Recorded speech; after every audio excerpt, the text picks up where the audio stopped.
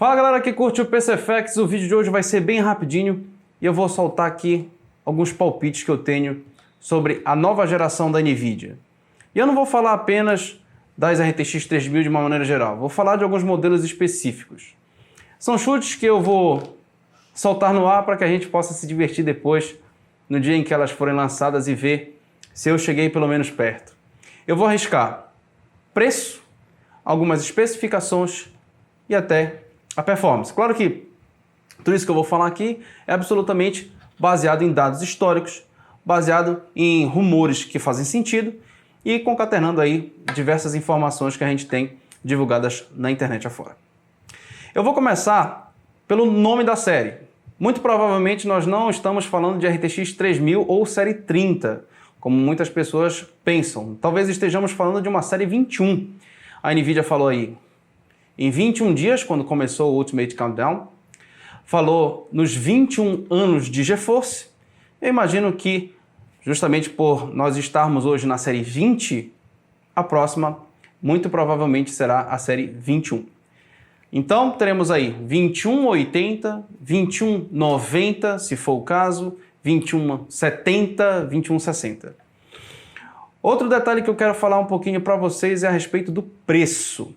Historicamente, a NVIDIA sempre mantém o preço da série anterior, naquelas que tem o mesmo patamar, 70 mantém preço de 70, 80 mantém preço de 80, mas existem algumas variações. Primeiro, o side grade das Super, né? Então, as 70 Super vão ter o preço das 70 da série 21.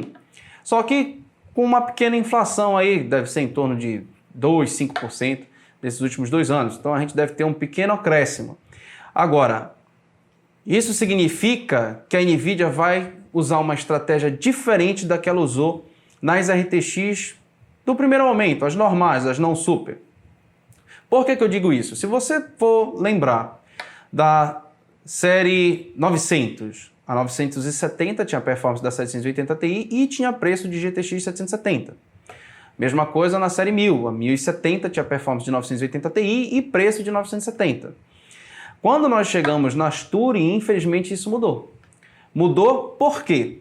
Porque os consoles estavam praticamente parados, porque a AMD só concorria com a NVIDIA com uma Vega T4, que mal conseguia pegar ali a 1080, e a NVIDIA já tinha 1080 Ti à frente do mercado há um tempo, e também porque não tinham outros players no mercado para brincar sequer de Ray Tracing. A AMD não dava sinais de Ray Tracing, de upsampling por algum tipo de inteligência artificial. Mas agora já dá. A RDNA 2 já se mostra muito eficiente no Xbox Series X, no PlayStation 5, obviamente também com Ray Tracing, com aceleração por inteligência artificial, além de que isso corrobora que os consoles vão vir fortes. E aí essa concorrência da AMD no mercado de desktop e dos consoles no mercado gamer vão obrigar a NVIDIA a não trabalhar mais com preços por conta de uma certa exclusividade do Ray Tracing ou do DLSS, porque essa exclusividade passa a não existir mais. Isso não vai evitar que a NVIDIA mantenha os preços de uma série 60 mais alto do que era a série 60 antes das Turing. Então, trabalhando com todos esses escopos, eu diria o seguinte: se nós tivermos uma RTX 3080 ou 2180, historicamente o que a NVIDIA tem feito é colocar o core count, né, a quantidade de CUDA cores, e ser sempre ele um pouquinho elevado. Eles colocam um step acima, um degrau acima. O que isso significa? Por exemplo, uma 1060 tinha 1280 CUDA cores. Agora quem tem 1280 CUDA cores é a 1650 Super.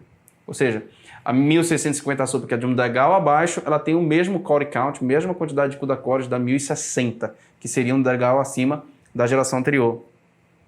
Agora, a 2070 Super, por exemplo, tem 2560 CUDA cores, que era o core count da 1080. Ou seja, nós temos aí, mais uma vez, o core count de uma geração anterior vai para a fase, né, para o segmento inferior da nova geração. Então eu imagino que a 3080 ou 2180 tenha o core count da 2080 Ti.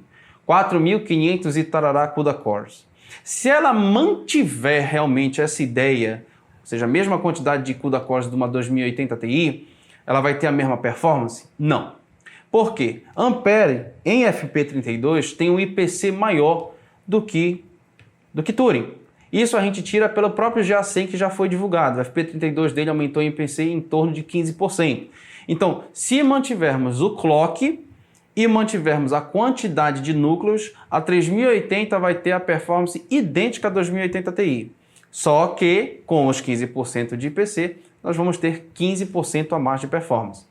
Entretanto, não é só isso.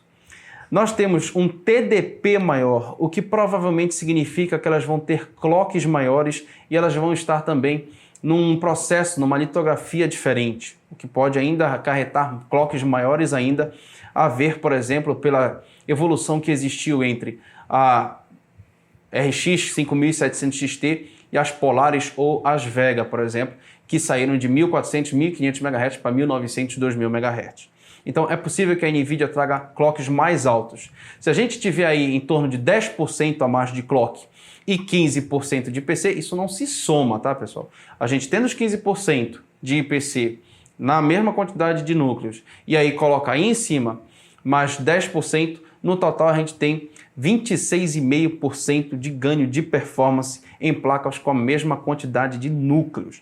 Então é muito provável que isso aconteça em quase todas as placas. A 3080 seja 26,5% superior a uma 2080 Ti, a 3070 seja 26,5% superior a uma 2080 Super e a 3060 seja 26,5% superior a uma 2070 Super. Então, é muito provável que a gente tenha esses saltos. Agora, como que vão ficar os preços?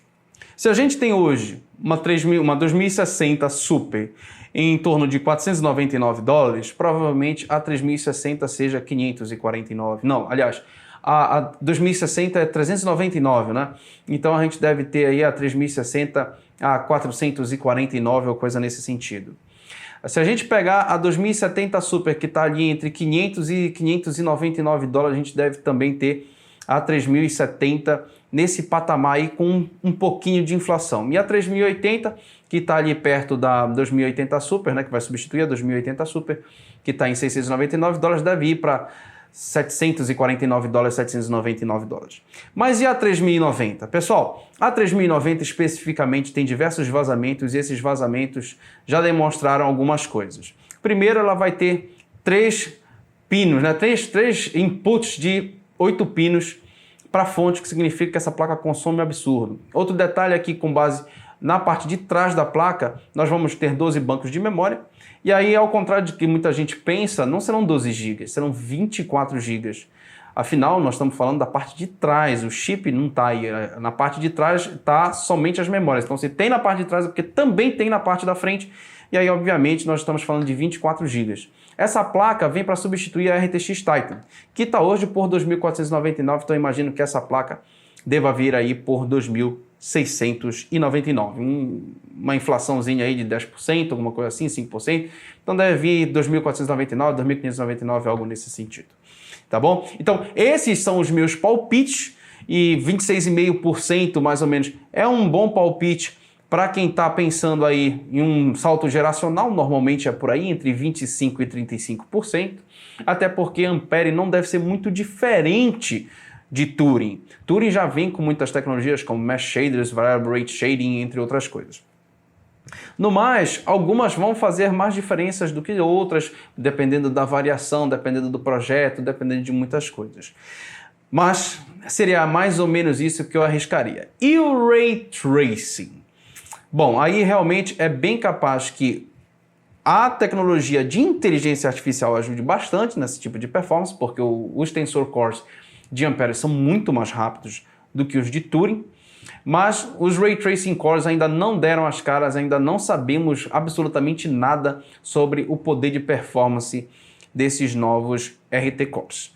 Tá ok, pessoal? Um grande abraço e até o próximo vídeo.